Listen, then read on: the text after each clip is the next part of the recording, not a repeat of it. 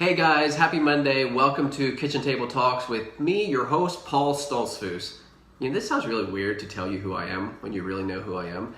But the thing is, you're going to share this with some people that don't know who I am, and now they know who I am. So the topic tonight is a topic that I'm in the middle of wrestling with big time. Last week, I heard a sales training by Ray Higdon, and he was talking about basically this topic is struggling people. If you're struggling with money and why you might be broke. And he quoted the quote that we hear a lot. It says, broke people know the price of everything and the value of nothing. And that one hit me pretty hard because you have those people in your life that say that you tell them, hey, this costs certain much, and they're like, hey, they Google right away and say, I can find this cheaper and better somewhere else. Or there's someone has a business, like a furniture business, and they're making tables, and someone else comes along and says, hey, I can make that same table just as good and cheaper. And then it's a race to the bottom. Like, you can't be cheaper without eventually sacrificing. In lawn care, it happens every day. Some kid, some summer says, hey, I'm gonna make some money this summer. And so they, get a lawnmower, and pickup truck, and they're like, well, what am I gonna charge? And so they go to the neighbor and say, hey, what do you pay for cutting your grass? And then the neighbor said, oh, I don't know, $30. And said, well, I'll do for 20. Does that sound good? And he's like, yeah, sure. And you think you're getting the same deal. Well, next summer, another kid comes and says, hey, I want to cut your grass. How much are you paying? And they say, $20. And the kid says, $15. And you know how this ends. Eventually it gets so low that the kids aren't even making money. I mean, I guess they can make it up in volume. What's that joke about a guy selling pumpkins? He was buying them for $2 and selling them for $2.50. And the neighbor asked him, like, hey, how are you making money selling these for less than you bought them for? And he said, well, I make it up in volume. We know there is lost leaders, but I digress. And this is something that me and my sister have a huge tension. Anna, when you watch this, you'll love this. So it doesn't matter what I introduce her to. I mean, I was at a Norwex party, and Lindy Fisher was teaching us how to, well, actually I have a cloth here now when my glasses get bad. So, I hate cleaning, and I hate paper towels and Windex. And so Lindy had said, hey, come to a Norwex party. I went to the party and spent like $300 on cloths. I don't know what it all was, but I love it. Like, this saves me time. There's tremendous value in this. And yeah, it's way more expensive than paper towels and Windex. But my sister Anna, this is my point. She's like, hey, she Googled and quickly found, where can you find microfabric cloths for cheaper? And of course she found something on Amazon before the meeting was over. She's like, hey, I found this stuff cheaper. So she feels like she's smart finding something cheaper. And it just cringes me. So there's this, and it's like, my profile, I have on it says, I used to have on my profile, I hate cheap. But it's like, when I tell someone I hate cheap, they're like, what are you talking about, Paul? Like, what, you want to spend extra money? No, that's not the point. So I changed it one time when I was LCBC, and they were talking about doubt is the seed of faith, which is a whole new episode. So yeah, I doubt, the reason I hate cheap is because I doubt that cheap will be a good deal, right? Like, I doubt, I love this brain guy. If you think everything, you won't believe anything with your heart.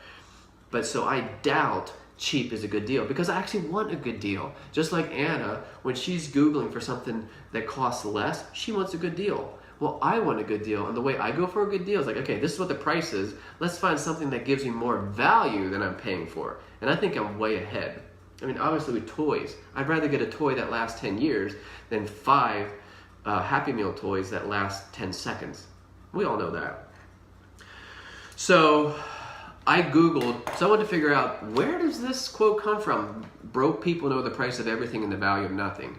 And I found this blog thing, and it turns out that phrase comes from Oscar Wilde, and he wrote the play Lady Windemere's Fan in 1892. This is 126 years ago. And you know what? The more I read about how we're living life now, like everything that we know now, we really know nothing. We need to learn from these old fogies.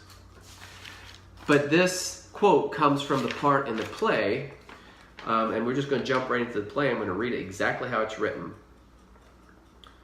It says, no, Time to forget all I have learned. That is much more important, dear Tuppy. Lord Augustus moves uneasily in his chair. So then Lord Darlington says, what cynics you fellows are. Cecil Graham replies, what is a cynic? Then Lord Darlington says, a man who knows the price of everything and the value of nothing is a cynic. So think about for yourself. You know people that try to find everything cheaper, and there's probably different categories in your life that you want to find something cheaper, and you have this tension like, well, should I buy the better quality or should I buy the cheaper thing? So it's kind of a mindset. For instance, like I said, paper towels and this Norwex cloth, which I don't sell this stuff. I buy it and use it. Toilet paper. We all know cheap toilet paper ain't worth crap. Literally. You flush it down the toilet. Fast food versus whole foods. Coffee. You can do a lot. You can do a little, like $1 coffee, a lot. Or you can do a lot, a little. You can buy a latte once a week and spend the same amount of money. So you have to ask yourself, what's important to yourself? Do you want 5 fast food coffees, or do you want to just feel good one day? In fact, in 2012, when the economy collapsed, there was this argument that Roy Williams had. Roy Williams is the Wizard of Ads in Austin, Texas. And he said, when the economy crashes, it's actually an opportunity for higher value brands to get started, because when people have less money, they still want to feel good about themselves. So let's say you have the $10 a week to spend on coffee. When the economy is low, you're more likely to get 2 lattes that week instead of 10 $1 coffees at fast food. Does that make sense? So like you choose to bomb it on a whole bunch of categories, like no lawn care, no laundry, no dry cleaning, no whatever. But in this one category called coffee, I'm going to spend $5 for one coffee. Does that make sense? And so like if we go an economy drop again, or if you find yourself being low in income, if you want to feed your ego or your self-esteem, I don't know what, do less things but spend more for less things, which means you're going to have higher value things. Another one is YouTube versus Wistia. This shirt, I was given this shirt in 2008, I believe. I think I was like one of the first people who got these shirts from Wistia. This is when no one knew Wistia. I still have this shirt. Millions of people use YouTube and put content on YouTube and just like throw that crap out. Anyone who has online webinars and videos online that has good and high value content uses Wistia.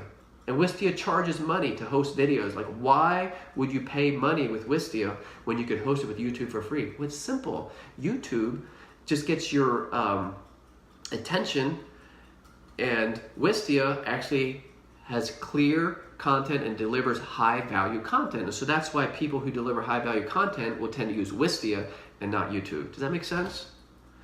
With Wisegrass, there's a tension with this in Wisegrass because I always want to sell what I have to more people, and so I lower the price. But what I have a hard time doing in Wisegrass is showing people the value of what I'm doing.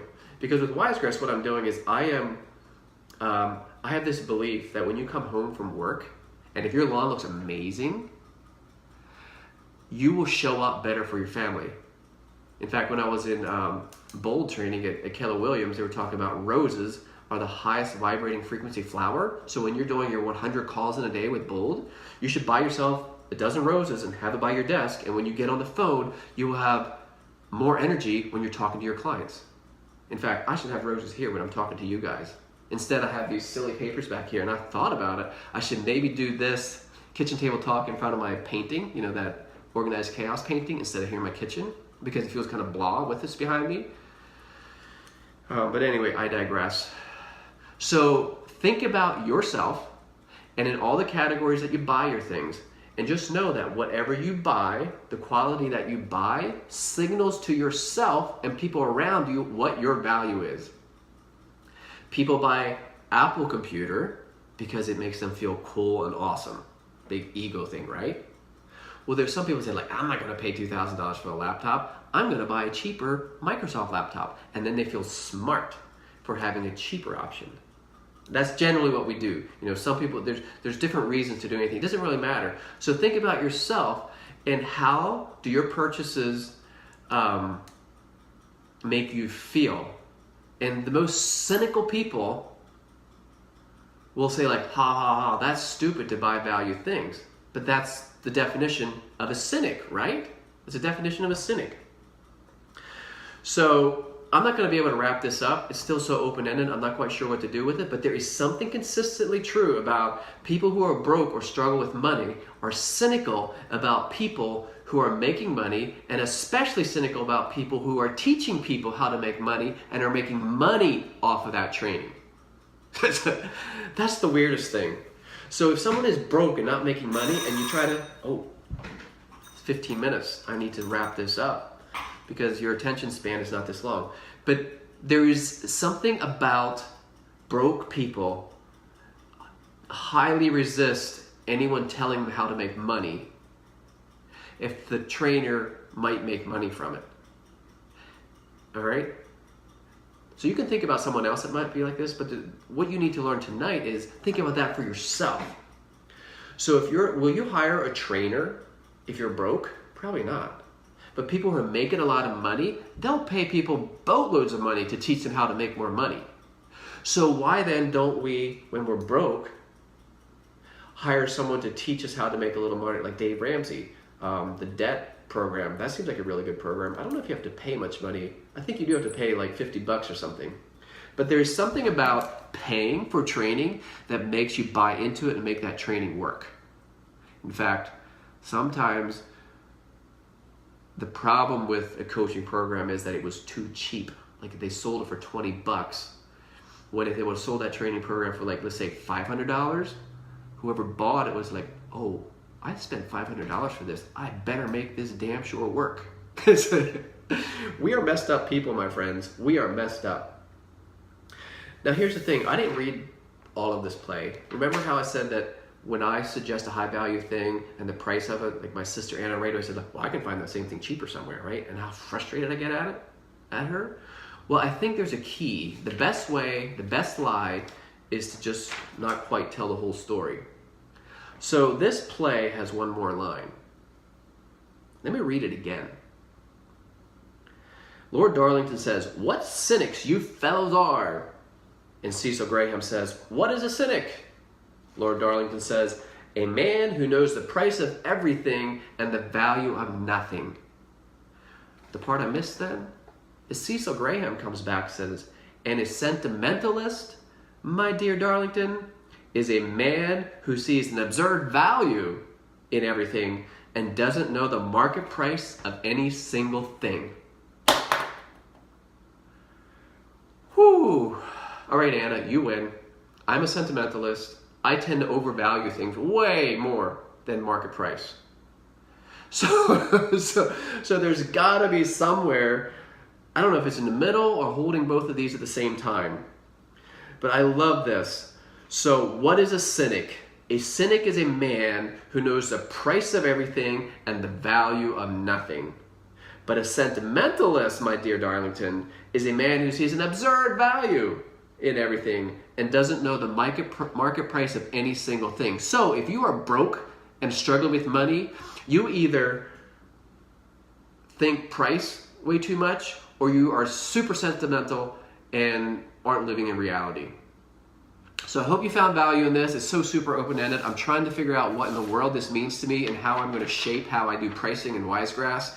And when I look at opportunities, like, do I look at the price? Like, hey, what's a price? Or do I look at what value am I bringing? I mean, even simple things like the multivitamins that I buy. Do I look at the price, or do I look at the value and what that value does to me, and then what value I bring to the world? So if you found value in this, don't share it with anyone. I mean, when Jesus healed people, he said, shh, don't tell anybody. And so I Googled that. It's like, why did Jesus, when he healed people, he said, don't tell anybody? Because obviously people told everyone in the whole world, and the message spread like wildfire. So I Googled that too, right? I mean, you can Google everything these days. So most times when Jesus healed someone, he said, don't tell anyone. And then Mark 1, it gives us a little insight of why Jesus told people not to tell people. But he went out and began to talk freely about it, meaning the person who was healed went out and began to talk freely about it to everybody, to spread the news so that Jesus could no longer openly enter a town, but was out in desolate places and people were coming in from every quarter. So Jesus told people don't tell anyone because he knew that people would flock in and he couldn't keep telling people. His impact would be shut down. Does that make sense? Well, that's not why I'm telling you not to tell anyone. The reason I'm telling you not to tell anyone is I think you should, if you found value in this, share it with 1 or 2 people, 3 max. And then like a day or 2 from now, follow up with them and say, hey, did you watch that video of Paul talking about value? And then wait. And if they say yes, say, hey, what did you like? And this is what's going to happen. An interesting thing was going to happen. When you share this with someone and then you ask them, what did you like? They're probably going to tell you something way different than you expected. And I think there's an epidemic of just sharing things, like just share. I mean, I do this on Instagram. I read a great book and I was like, hey guys, I love this book. This is awesome. Read it. But how often do you actually read a book when someone else said, hey, read it? I mean, maybe hundreds of people say read it, you will. But I know I do. I look at people like, hey, Brian said he read this. I'm like, oh yeah, I should read it. But I don't. But when someone sends me something and then follows up a day later and says, hey, Paul, did you read that? Or did you read that book? What did you like about it? And then we have a little connection. And social media can be for good thing, for connection. And just think about how you share stuff. And if you share things and know that you have to follow up, think about how that will make you share things. Like you probably won't share something unless it really has value, it really means something to you. Does that make sense? I mean, we're getting so many messages. If you share something with me, I'm hoping that you share it, and then it means enough to you that you follow up and say, hey, Paul, did you read that? Or what did you learn from it? So that's why I want you to share this video with 1 or 2 people, 3 max, and then follow up and say, hey, what did you think? And with whatever conversations you come up with, comment below, tell me what you thought. What emotions did this bring up? Like, are you a person that wants high value or cheap prices? What do you think about the part about the sentimentalist sees an observed value and doesn't know the market value? That's it. Share it, follow up, have a good night, and peace out, my friends. How's this shut off?